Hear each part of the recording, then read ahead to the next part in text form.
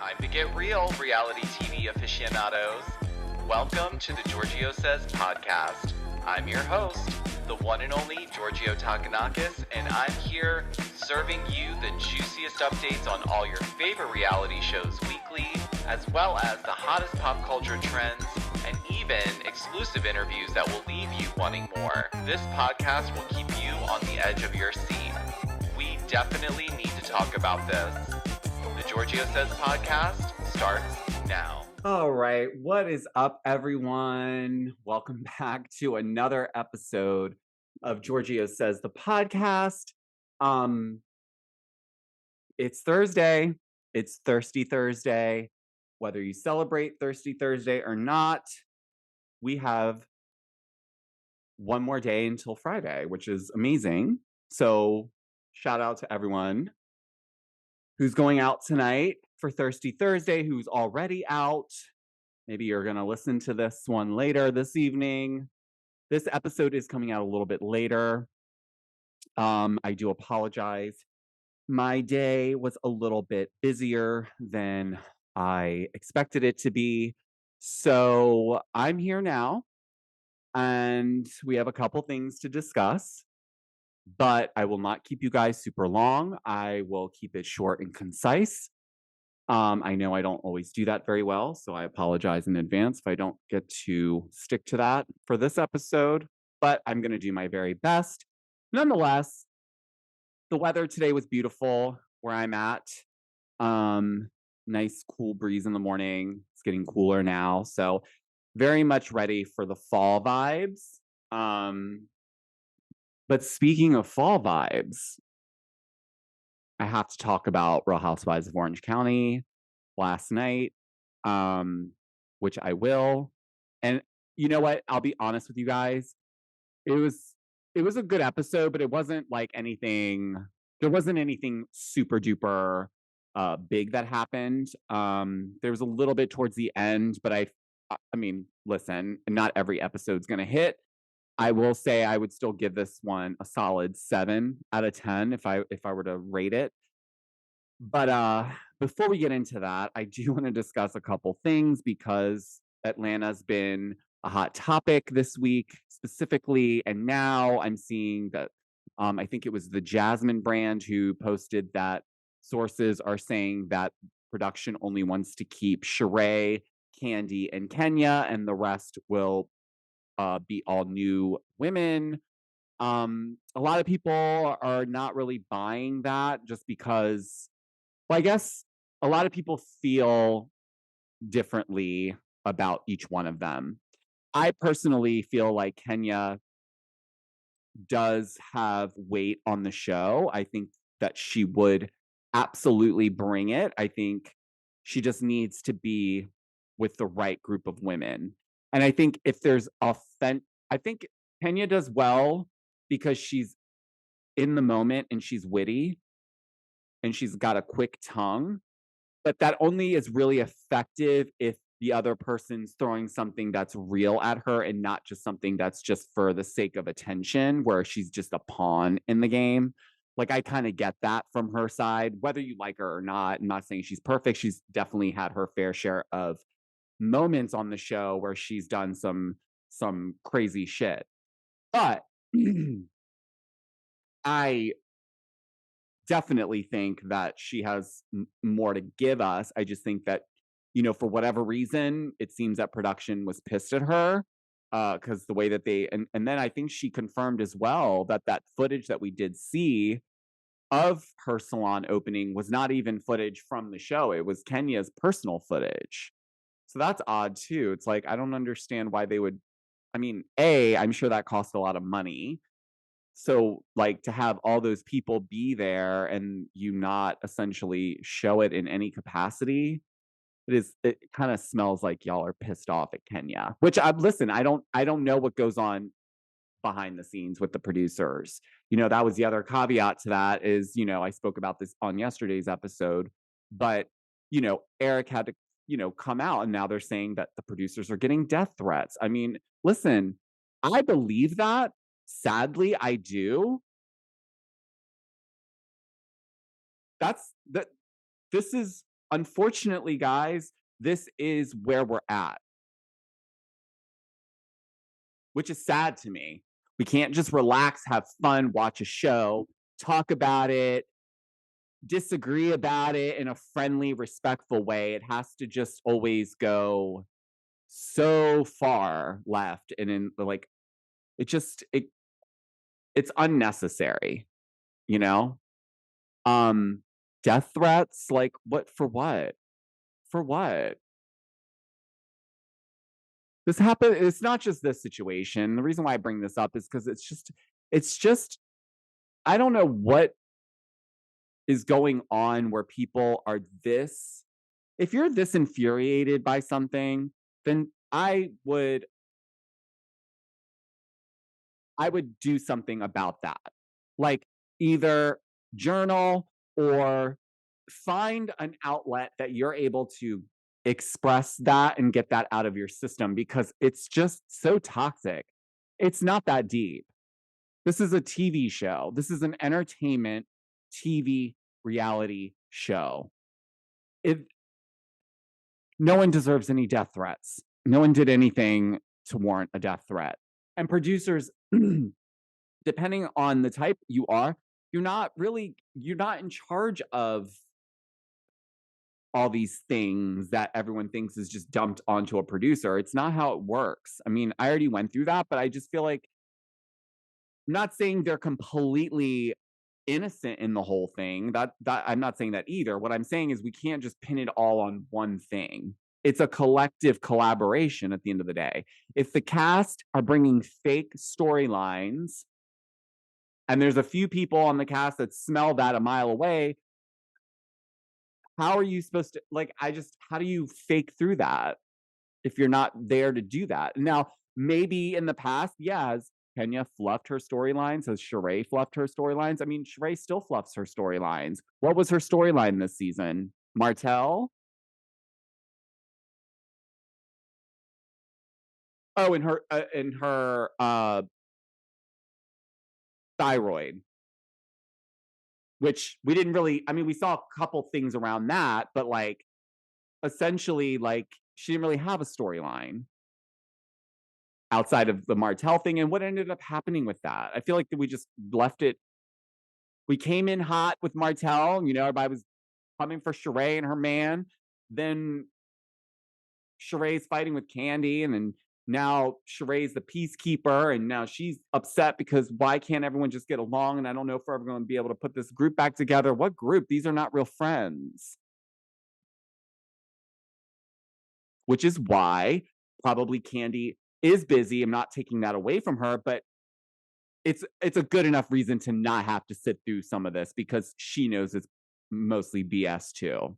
And if like you watch some of it, you can, because Candy can't hide her face. That's one of the things I do love about Candy is that you can read every emotion pretty much on her face, which is great.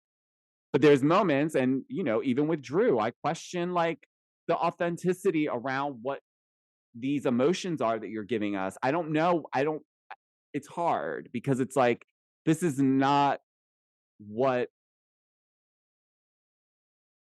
Housewives fans are used to, I guess. We haven't really been here before, and that's okay. I look at it like we were going to get here at some point. It wasn't always going to, nothing stays the way it is forever. Things evolve. That's the way I look at it. But, this is the point in the journey, I guess, with these franchises where you're like, yeah, this sucks, like nobody wanted that for New York. But then the blessing that came out of it, in my opinion, I know you guys, a lot of you will disagree, but this reboot is magnificent. I'm sorry. It is. It's entertaining. It's got some of that nostalgia in there that we kind of miss from New York. I'm not saying they're the same. Don't come for me. There's no comparison. Not even in the same bucket. The point is, what I'm saying is, it's bringing a lot of the reasons why we all fell in love with Housewives. And I say that because when I look at this last episode of New York that just came on, that that whole situation at the wreath making situation where Aaron storms out, that is something that we all would have gagged over like years ago when it first happened on one of these franchises. You know, like we would have gotten sucked into it, and we are the ones that are watching and are getting into it are seeing it. You know, it's giving a little bit, but it's still fresh. So it's not, I'm not taking it like they're trying to copy and paste. There's some elements like, yes, I see here and there, but it's a reality show and it is produced and that's going to happen.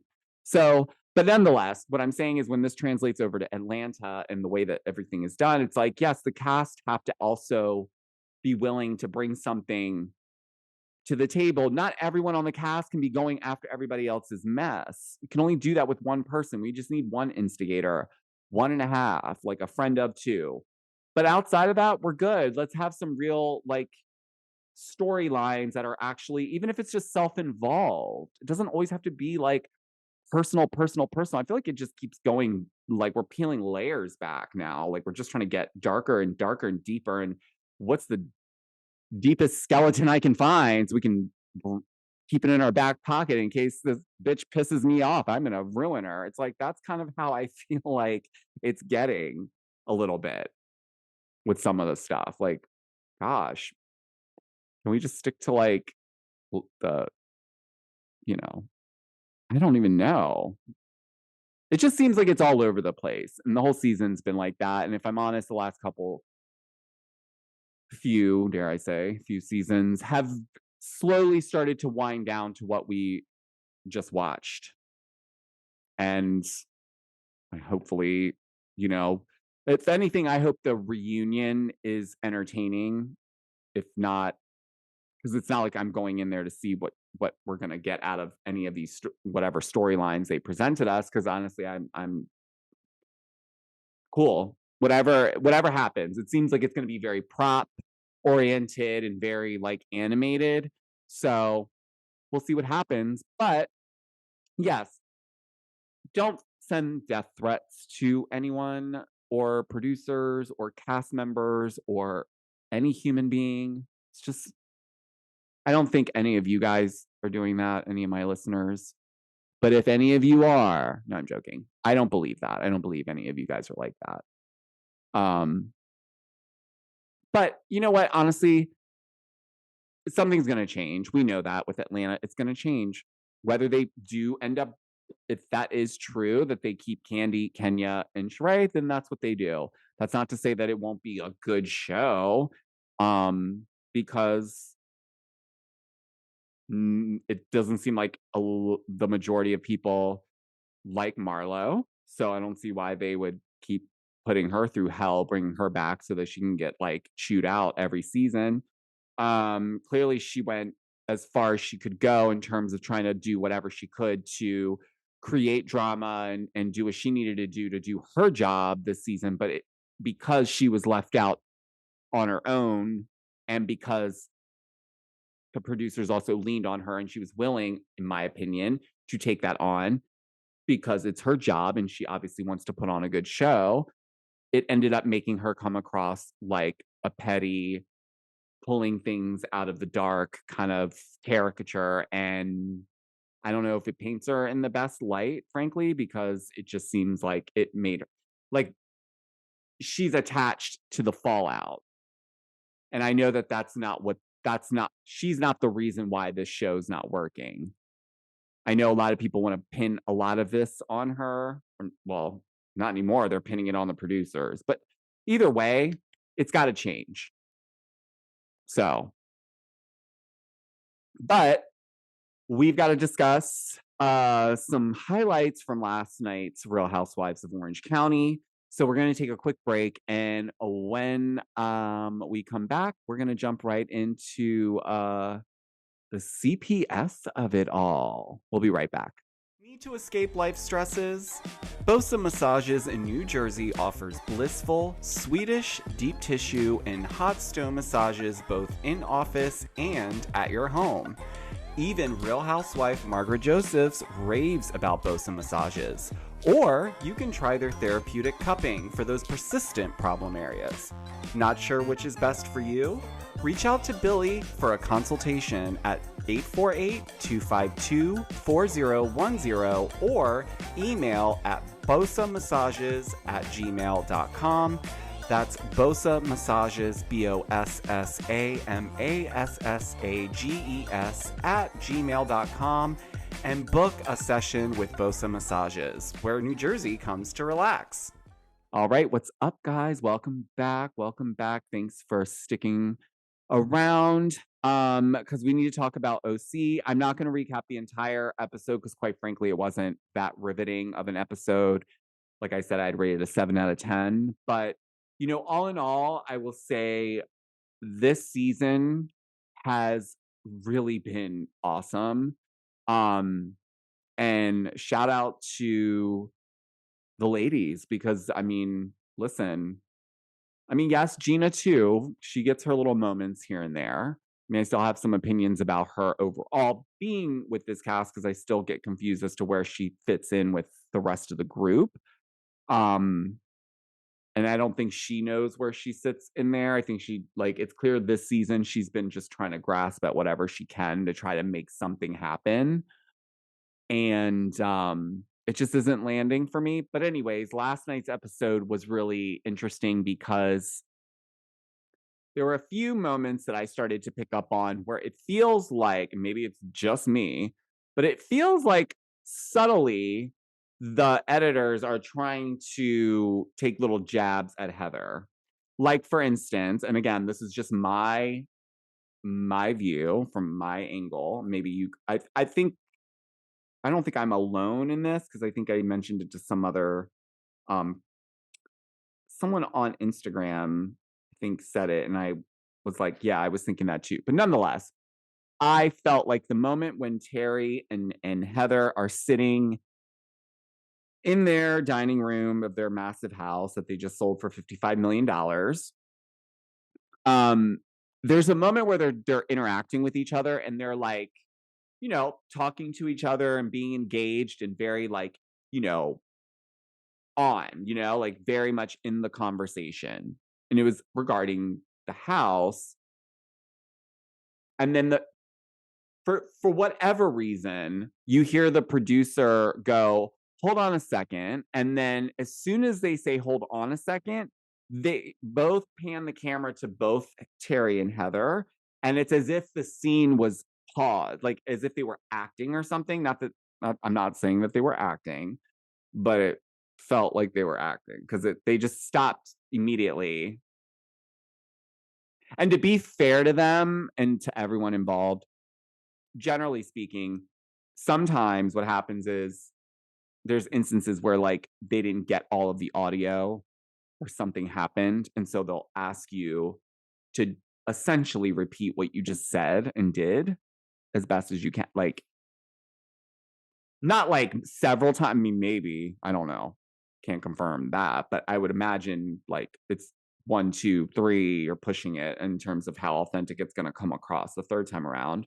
But it felt like one of those moments where maybe there was like something and then they bring in the realtor to basically let them know that they, you know, the people signed off on everything and everything's good to go. And so like there's this moment where there's this like where you want to feel bad. Like I wanted to feel bad for Heather when she was like, you know, I can't even share things with my friends.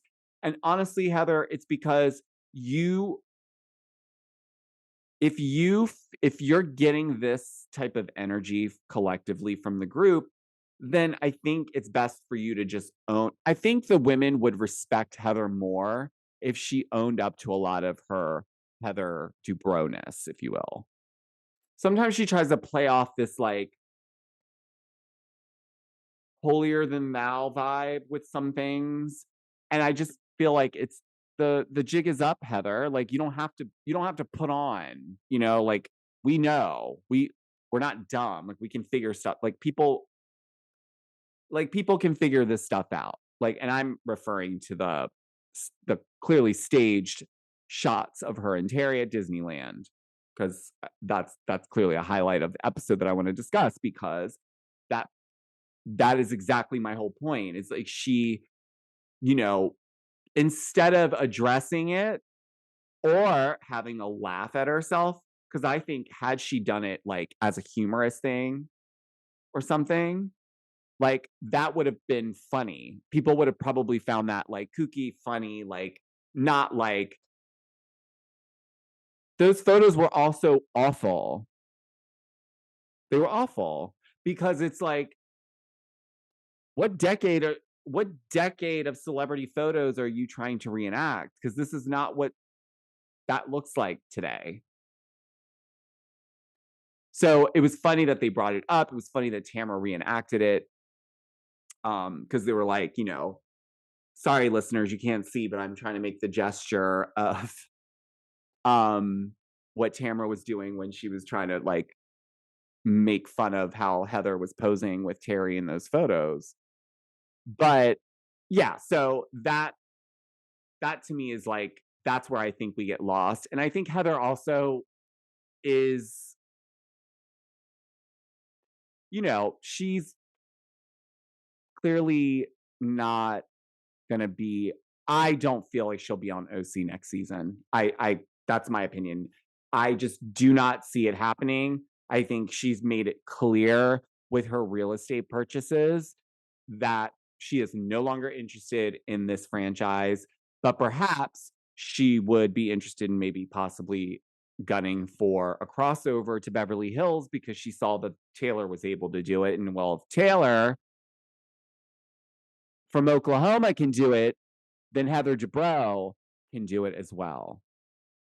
I think it would be interesting, though. I would love to see Heather on Beverly Hills just to see her on the same playing field as the other women. So because I feel like she'd be a different Heather if she was more in her, if she didn't have to feel like she could look like, like I don't know.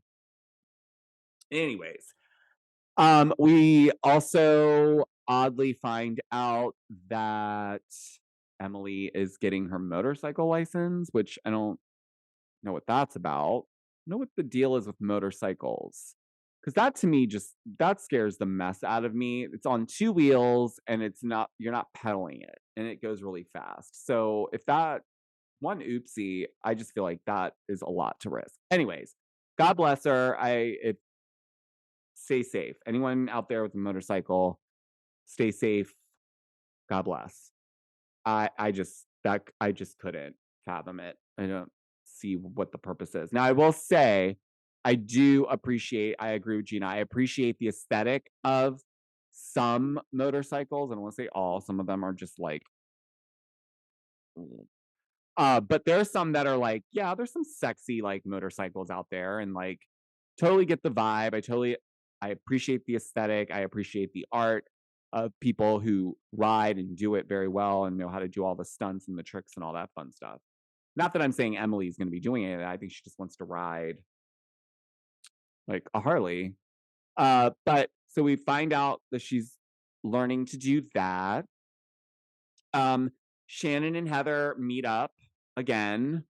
And it's clear Shannon is made up her mind. She is done with Heather. Heather crossed the line with this bringing up Shannon's relationship and what was in the vault.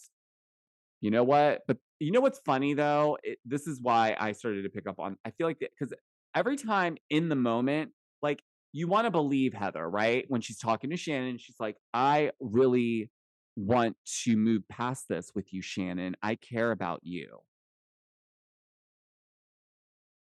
You want to believe her, but then we cut to her interview and she's literally talking like shit about Shannon again. So it's just like, well, yeah, I mean, look, and here's the thing. Yes, I agree. Emily brought it up on camera. Like Heather hasn't brought any of this up on camera, whatever these things are that are being brought up about John Jansen. Okay. However, that doesn't mean that she's not the root of, she knows how this works. She's not going to do it. But if she tells the right people on the cast who also get phone calls from drunk Shannon, they're not gonna take it like, oh, I'm dropping this in your lap to expose, because we're gonna have a conversation. It's gonna be authentic. I'm gonna come at it from like a worry standpoint, because then that makes me look like I care. And I can say I came from a place of care and I didn't go where I could have gone, Shannon, which is what Heather's basically been implying, is like, you are implying something darker is going on with John Jansen and Shannon, but then in your interviews, you've literally spilled all Shannon's business that she did tell you. And I do think it's unfair if other people's stuff gets brought up and Shannon somehow gets to direct her own narrative when it comes to her relationship. But I also agree with Shannon when she says, I don't have to talk about every single argument or issue I have in my relationship. No, none of these women are entitled to have to give us that. Absolutely not. So I agree with her there on that.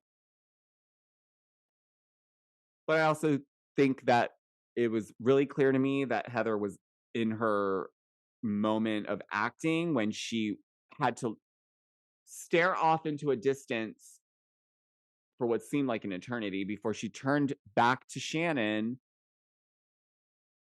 And it's like, I didn't see a tear come out of her eye. Yeah, her eyes welled up, but that's, yeah. If I think of something sad in the moment, I can do that too. I can actually cry because it doesn't take much for me to cry. So her being an actress on top of it, it's like, you know? So that was just clear to me. Like, well, then no, I don't find this to be authentic. It feels like you just want to move on from this because you just don't want to keep lingering on it, which fine. But if you don't want to, if you're gonna say those things, and just say that up front and not just say that's what happened. I'm not gonna like, I'll apologize for you feeling the way you feel about it, but it doesn't take away from the fact that you've said all these things to multiple people in this group. Because Shannon, unfortunately, it doesn't seem like she recalls a lot of things that she says when she's had a few drinks. And listen, everyone knows someone like Shannon who gets tipsy and spills all the tea and then forgets they spilled it all. And then when you say anything, they're like, wait, what? Who told you that? I'm like, you? Out when? It's like, what? So that's where I feel like Shannon, I don't know, she's getting herself caught up because she doesn't remember. I mean, she's probably like, gosh, I can't even imagine what that phone call's like when she's all like in the zone. When Shannon's had a few cocktails and she's going in and she's complaining about something, I can only imagine what that call's like and how long it is. And I love Shannon. There's no denying that lady likes a cocktail or three, and she likes to talk. And it's clear when we get to the end of this episode when, you know, it comes up when Jen's confronted by Shannon because now Shannon's saying she never said anything about CPS. Tamara's saying she didn't hear anything about CPS. And so is Taylor. So to me, it feels, I honestly, I don't think, I know it feels like everyone at that table would hear every single word that everyone's saying or every side conversation that's happening. But I think in reality,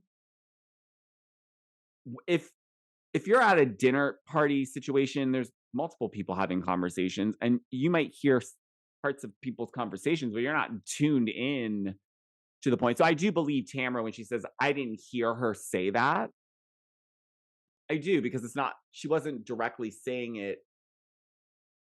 She was talking to Jen. So I think that's why I think when you talk about the arrest and all that, yeah. But Shannon did, she did say CPS. It's not like Jen made that up. And I agree with Heather when she's like, she didn't just pluck this information out. She had to have gotten it from somewhere. Shannon honestly was pissed off at multiple ladies that evening for not going to her party. And one of them was Gina. And because Gina is something that Shannon seems to bring up because she likes to remind Gina that she was there for her and helped her. And look, I agree with Gina. I think it's old yes, she's shown she's appreciated your help, but you keep reflecting back on it. And it does sound worse every time she tells the story. And so I'm glad that Emily, who's a lawyer, was able to clarify that that would never happen. And they're not going to come arrest her. Like, it doesn't work that way. But I also am glad that they did a flashback to what Shannon said again, because although she said CPS, what Shannon was trying to say, and this is just me speaking here, from what I gather, is what I think she was trying to say in the moment was, look, if they were going to come arrest her at her house and she was there with her kids, they would have to take those kids in. I think Shannon was being Shannon, dramatic, over dramatizes everything or exaggerates things.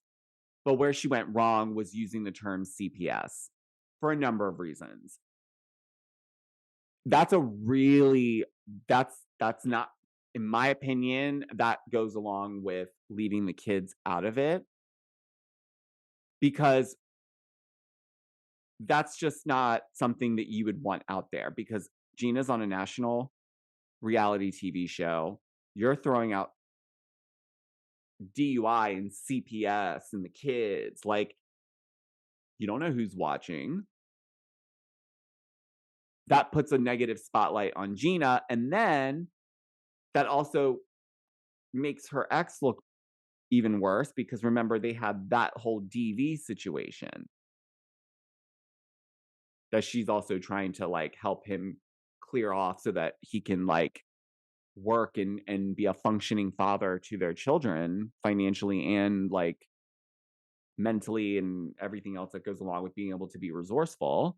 But yeah, that was a big no-no. That was not the way to deal with that. Shannon should have just stuck with, I was the reason why she didn't get arrested. That's where she should have stuck, like left it there, like leave it there. You can throw that in Gina's face all day long. You're pissed off at her, you're being salty, you're drunk. Good, fine. I get that. But you now have said something that is just alarming. And clearly Jen was alarmed. And I'm sorry, but like Jen didn't twist anything about that. That was what you implied, that you saved us. She was implying that essentially she saved Gina from getting her kids taken in by CPS based on the way it was going to pan out with the way that her arrest was going to happen. And that, from Emily's standpoint, and I think a couple other people spoke up, that was not how that worked. And DUIs are not, there's a lot of people that have children that get DUIs that don't have CPS come to their house. There has to be that's a whole other podcast, a whole other conversation. All I'm saying is that was a no-no on Shannon's part. And I think she was angry. Not I think. She was angry and she was pissy and she was just throwing some salt where she could. But that's not where she should have done it. Because that's now you're involving children and you're potentially putting them in a position. I wouldn't want anything to do with that. So I would say, as much as I love Shannon, that was not the vibe. What else happened? Oh, on the way to the pumpkin patch, I thought this was funny too. On the way to the pumpkin patch, you have Tamra and Jen, and they're on their way, and Teddy Mellencamp makes an appearance via the telephone, calls Tamra, and she's like, "Hey, Tamra," like, and it's so like, and I love it. It just like, it's so funny how it all just like coincidentally works out that Teddy called Tamra on the way to the pumpkin patch where she's going to be there with Heather, to let her know that because Tamra wasn't on their Two Teas in a Pod podcast the day before, because Tamra needs her day off too. Hello. Teddy wanted to let her know that she was pretty harsh on her opinions on these alleged staged photos of Heather and Terry, and that there are no paparazzi in Orange County, and they're not allowed essentially in Disneyland. So I just wanted to give you a heads up that I did say that. And Tamara's like, oh God, oh God, okay. So now I'm gonna have to, okay. Thanks, Teddy. Like, no, but really, thanks, Teddy. Thanks for lining that one up for me so I have something to bring up. Um, so but then now we're at the end of the episode, and we've gotten to the point now where it's brought up and questioned, like, why, like, what's up with these photos, or what's up with this whole situation. And Heather's whole defense is like, like, does anything seem like it, almost like, I don't even remember anybody questioning anything about her marriage on the season. I mean, I know outside of this, it was being talked about, like, she kind of dodged filming, or she went MIA for a little bit because there was some chatter around her relationship. And maybe that, I don't know what part of the timeline we're in terms of the show, because I know we're coming closer towards the end, because I think Andy just asked people for questions because they're about to film the reunion. So that means we're about, at minimum or max, 5-6 episodes out. Probably more like 5. So I think there's still some more stuff to come in terms of Heather, because I don't think Heather has a good season at all. And this particular situation is where I wish Heather would just stop with the BS. She should just come out and say, yes, because we felt like everybody was saying all these negative things and putting this narrative out there. We just wanted to try to, I don't know, or maybe laugh it off. I don't know. But she completely turned it into, well, this is exactly why I can't tell these ladies that I just sold my house for $55 million. This is exactly why I can't bask and celebrate the fact that my house was the 3rd largest sale in OC history. They just want to see you fail. They just want to see you when you're down. No, they just want you to be real about it. Like, you stage these fucking photos, Heather.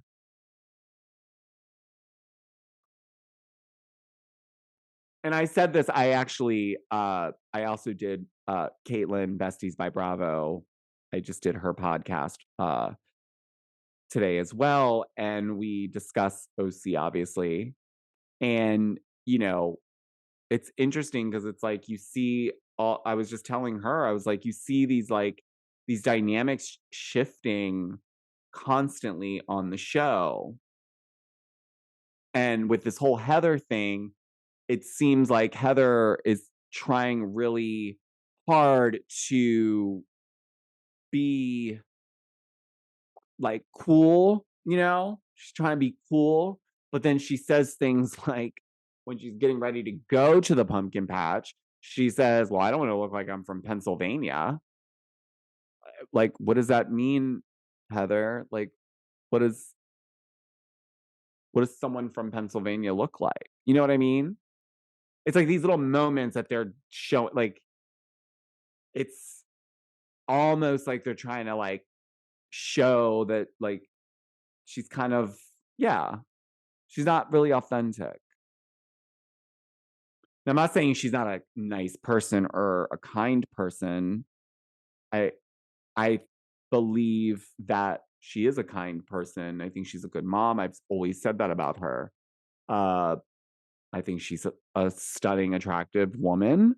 Um, but I think she's acting, and I think this is her soap opera. And that's cool, but I think she's ready to move on to Beverly Hills. I think she's got her eyes set on that. She's bought herself a house that's gonna probably turn into a massive project that we'll end up seeing. And I think she's gonna gun to be on the next season of Beverly Hills for sure. She'll have her eyes peeled if she's not already in talks, with some sort of friend of, or however she works it out. Or maybe she becomes the first full-time housewife to leave one franchise and go be a full-time on another. And that's okay too. I would be okay with her coming to Beverly Hills because I think she probably would be more challenged there.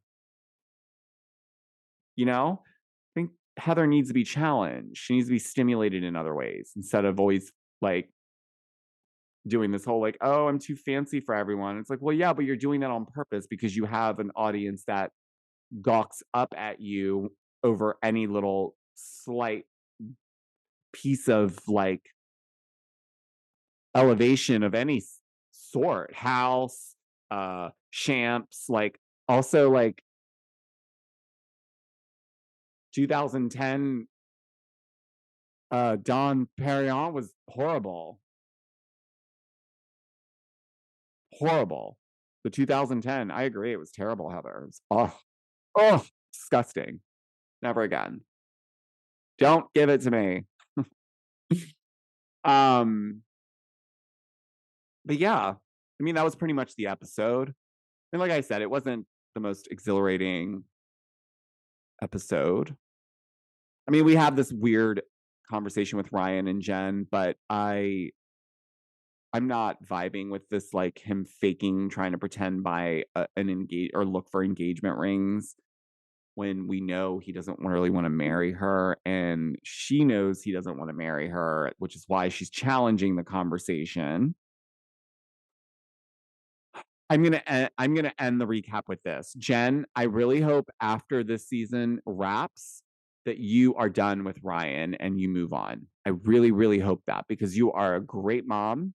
You have proven that you have a heart of gold when it comes to having empathy, compassion, you're just kind. And I really love that part of your story. I really do. This Ryan bit, it's bringing your stock down and you need to trade him off immediately.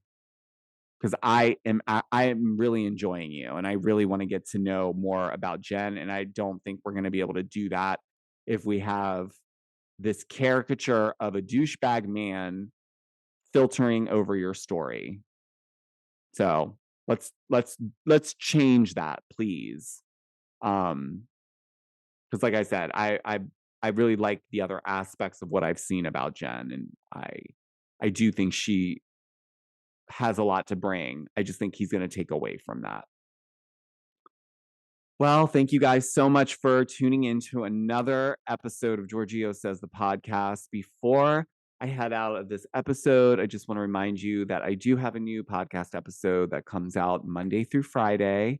And also, if you do have a small business and you want me to do a promo to show you my love, I would love to do that. Send me the name of your small business, a little bit about your business, your social links, a website, and I will add you to the list. And when it's your week, I will let you know. I usually feature that small business as a promo ad for the entire week of episodes, so essentially 5 episodes. And so yeah, you can send that information to info@georgiotakanakis.com. And if you're not following me on TikTok, please do so because I head over there first to do all my updates, recaps, ranting, all the things Bravo, Bravo Celebrity, all that fun stuff. Head over to TikTok because that's where I go first. And if you are watching this podcast, hello, thank you so much for watching. If you're listening to this podcast, thank you so much. If you enjoy this podcast, I would love if you would give me a 5-star review. And if you are not subscribed to my YouTube channel, please do so and make sure you hit the notification bell because you don't want to miss when I upload. And what else can I say, guys? I'm so excited the week's coming to an end. It's a holiday weekend. So if you guys are, maybe this is some of your, maybe this is a lot of your, I can't talk today. Maybe this is your Friday for some of you because maybe you guys have taken tomorrow off and you're going to take advantage of the long weekend. So if that's the case, I hope you all enjoy the long holiday weekend nonetheless. Stay safe, And I will talk to you guys on tomorrow's next episode. Bye.